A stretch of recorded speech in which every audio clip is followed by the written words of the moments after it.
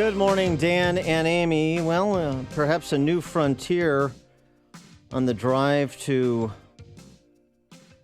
create heaven on earth, immanentize the eschaton, as William F. Buckley would say.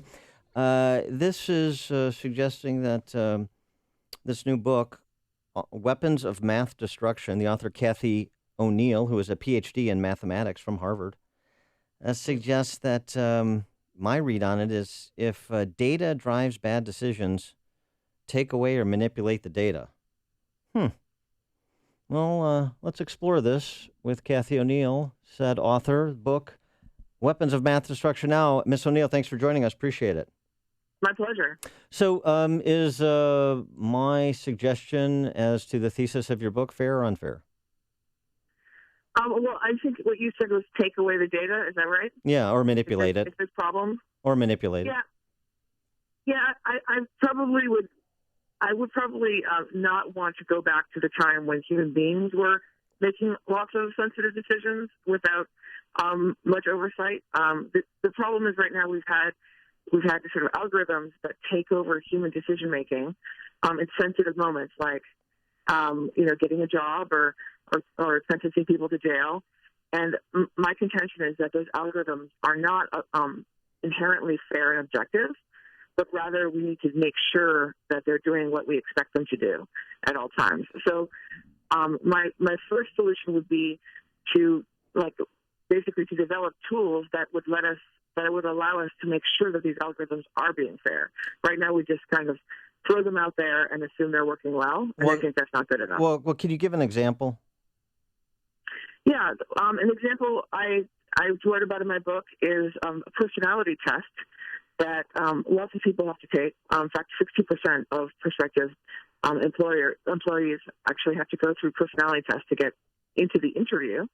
And this personality test, which was developed by a big data company called Kronos, seems to be filtering people with mental health disorders. And, that's illegal under the Americans with Disability Act. Okay. And then also you give an example about a harsher prison sentence. So with algorithms related to that. Yeah, there's an algorithm. There's a series of algorithms called recidivism risk algorithms that basically scoring systems. So when a criminal defendant is being sentenced to jail, judges in the case will be given a score for that prisoner.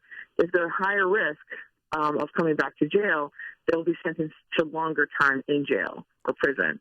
And the reason I'm worried about these algorithms is because I think that those high-risk scores are not really fair. They're due just as much to a person's or they could be due just as much to a person's demographic, like where they were born, where they're unlucky enough to be born, like a high-crime neighborhood, for example, then it has to do with what they've actually done criminally. What I worry about is that when the people who build the models, they sort of focus on the idea of accuracy, so they bring in all sorts of information into the model that makes it possibly more accurate, but it also makes it less fair. So instead of being sentenced to a certain prison time because of what I've done, I get sentenced to a certain prison time because of where I was born. And Wait, do you think judges look at zip codes? It's probably not as obvious as a zip code or as a race. Like race would be illegal for them to use, but they use other things like proxies to that. So there's actually questionnaires that go into these risk scores for the judges. The questionnaires include questions like, did you grow up in a high crime neighborhood, and did you get suspended a lot from school? And we know that suspensions are much more often given to black kids than to white kids. Oh my God, I was suspended from school. Wait. I want to go back to something that you said. They may be more accurate, but they're less fair.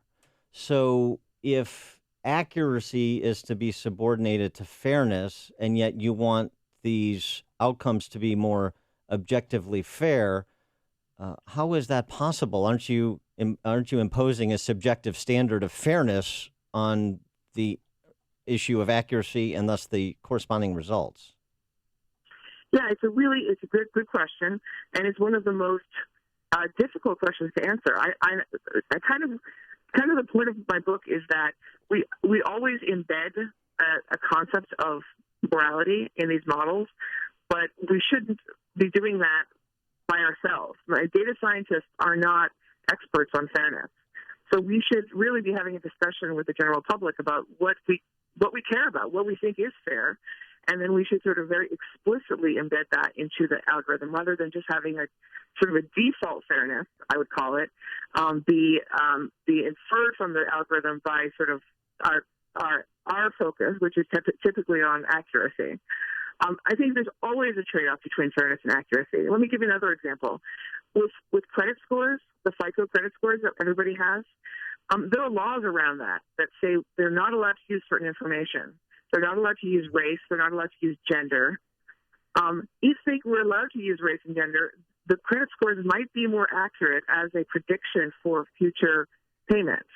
But we decided in the 1970s with a bunch of anti-discrimination laws that even if it were more accurate, it's still not fair. And so we made it a law that refused to let people use that information. But the flip side of that is we also have people arguing that the only way to achieve fairness is by counting by race. So, for example, if 40% of a city's population is black, then 40% of the police officers need to be black, or your representatives in public office need to be as a percentage representative of the general population or the population of their constituencies and so forth. So, I mean, that cuts both ways, doesn't it? Absolutely. And I'm not suggesting that we pretend race isn't there. In fact, I think the easiest way of understanding very explicitly what we actually want, what our goals are, is to include race and to be able to, so that way we can test it after the fact to make sure what we're doing is what we want to do. I guess my point is that right now we're just assuming that whatever we've done is fair, and there's really no reason to believe so. Now, you went on in your book to talk about credit reports and how, equating a good credit score with responsibility or trustworthiness when you're applying for a job. Yeah, so I mean, I talked about FICO scores just now as a sort of example where we've done a pretty good job of understanding what we mean, what we consider fair. But then again, they do have this kind of other element where there's like a feedback loop where FICO scores are being taken as proxies of moral worth.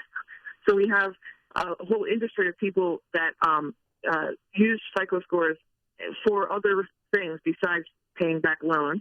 For example, like whether they deserve a job or not.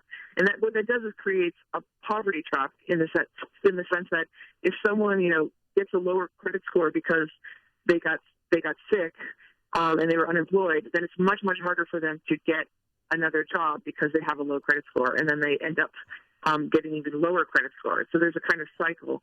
And so it's not just a question of how you calculate the score, but it's very much a question of how you use a given scoring system. Well, and who should be in the position to make those decisions? I mean, should an employer decide based on the feedback from a personality test or someone's credit score or other kind of risk assessment indicators whether or not they want to hire someone, or this should be the purview of people that are manipulating data to kind of achieve their vision of fairness, I suppose? Well, it's my contention that the data scientists should really never be in charge. We should just be translators of what people have decided into formal code because that's our job. But moreover, there's lots of hiring laws, anti-discrimination laws in hiring that already exist. So employers already have to follow those rules, theoretically.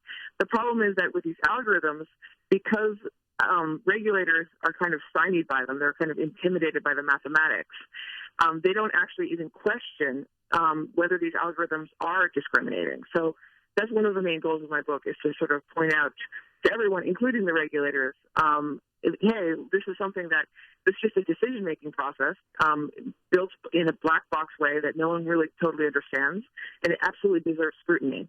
All right. She is Cathy O'Neil. She is a PhD in mathematics from Harvard. She is the author of the book, Weapons of Math Destruction. Cathy, thanks so much for joining us. Appreciate your time. Good luck with the book. My pleasure. Thank you so much. Thank you. And she joined us on our turnkey.pro answer line.